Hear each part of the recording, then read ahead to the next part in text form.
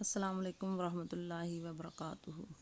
آنسو آنسو بہت خاص ہوتے ہیں۔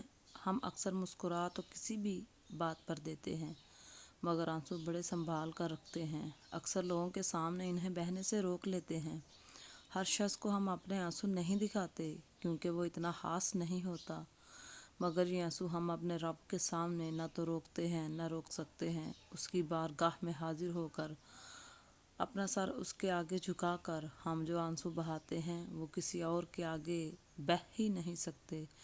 ہمارے آنسو انسانوں کے لیے بے زبان ہوتے ہیں، مگر ہمارے پروردگار کے آگے یہی آنسو ساری داستان بیان کر دیتے ہیں، کیونکہ جیسے یہ آنسو خاص ہے نا، اس کی محبت بھی اتنی ہی خاص ہے، بے لوث، بے حد۔